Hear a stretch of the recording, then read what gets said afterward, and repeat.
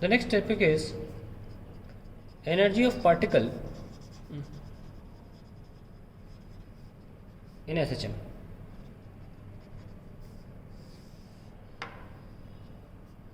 Suppose ये कोई particle है, टू एंड फ्रो मोशन कर रहा है, इस तरफ प्लस है, इस तरफ माइनस है, ये main position.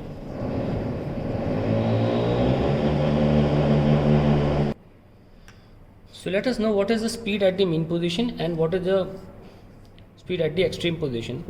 Speed of particle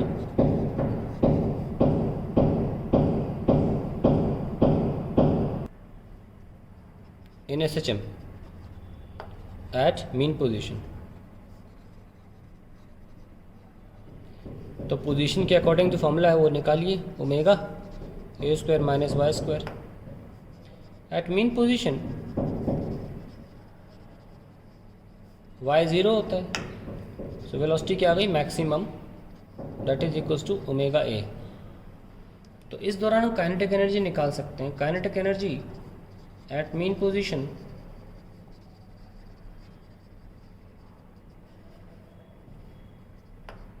k is equals to half m v square, that is half m omega square a square. That is the kinetic energy of particle at the mean position, which is maximum.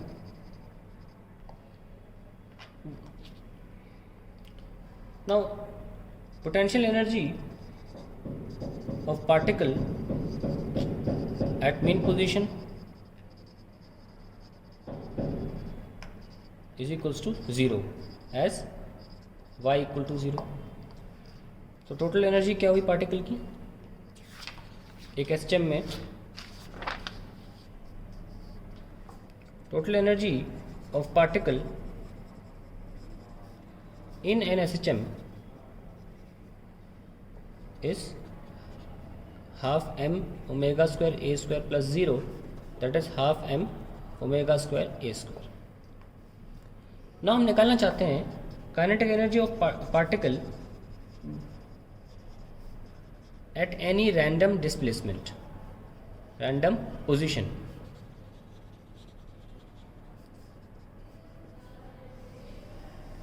तो उसके लिए velocity की random equation क्या है किसी भी position के लिए, ये।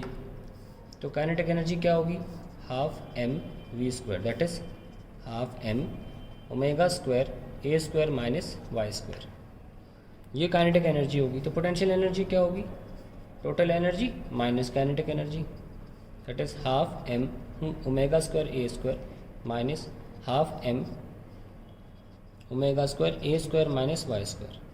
सॉल्व करेंगे क्या मिलेगा, ये मिलेगा।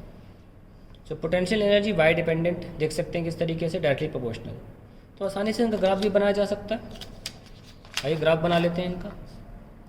हमने देखा काइनेटिक एनर्जी क्या है, half m omega square a square minus y square, और पोटेंशियल एनर्जी क्या है, half m omega square y square. तो उनका ग्राफ बना लेते हैं।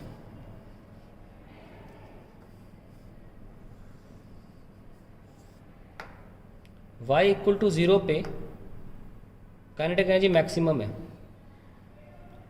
अब क्योंकि स्क्वायर फंक्शन है तो इस तरह से बना रहे हैं पैराबोलिक, और y इक्वल टू 0 पे लेकिन पोटेंशियल एनर्जी मिनिमम है। और मैं मान लूँ कि ये एम्पलीट्यूड है इसका, अगर y की वैल्यू a डाल दूँ, यहाँ y इक्वल्स टू a है या y equals to minus a, कुछ भी हो, kinetic energy y equal to a और माइनस a पर काइनेटिक एनर्जी 0 हो जाएगी, और हो भी रही है, देख लीजिए 0 हो रही है। वहीं y इक्वल्स टू a और माइनस a पर पोटेंशियल एनर्जी क्या हो रही है, मैक्सिमम। किसके बराबर हो रही है, जितनी टोटल काइनेटिक एनर्जी हुआ करती है सबसे ऊपर। तो ग्राफ ऐसे बनेगा। दोनों पैराबोलिक हैं, सोचना तो है नहीं ग्राफ के शेप क्या होना चाहिए, क्योंकि स्क्वायर फंक्शन फॉलो कर रहे हैं। तो ये ग्राफ बहुत इंपॉर्टेंट है। और टोटल एनर्जी किसी भी वक्त फाइनली इतनी ही रहने वाली है। क्या लिख रहा हूँ मैं, total energy at any instant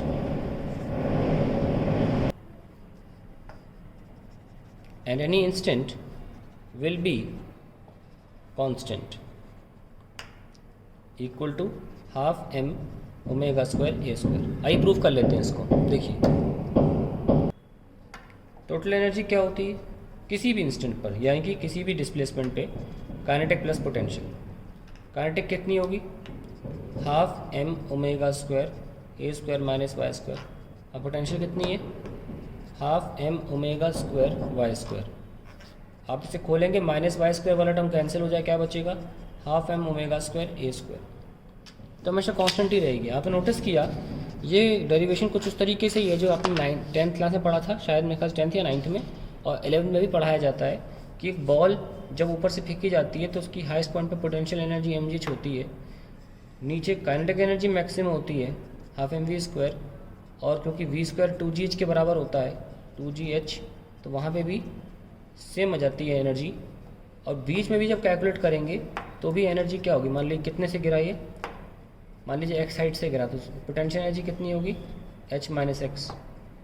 तो mg h माइनस एक्स ये करते थे ना, और यहाँ पहुँचते पहुँचते मान लो वेलोसिटी कुछ हो गई half m v dash square, तो ये टर्म भी ऐड होके mgh आता था। मैं डेरिवेशन करना नहीं चाह रहा, पर आपको सबको याद होगा कि total energy at any point का ऐसे डेरिवेशन होता था, और देखते थे कि हर जगह टोटल एनर्जी सेम आ रही है। तो यही यहाँ पे एसएम में भी देखा गया कि टोटल एनर्जी किसी भी पॉइंट पर सेम ही आ रही है, irrespective of what the point is. तो टोटल एनर्जी क्या निष्कर्ष निकलता है, total energy always remains constant.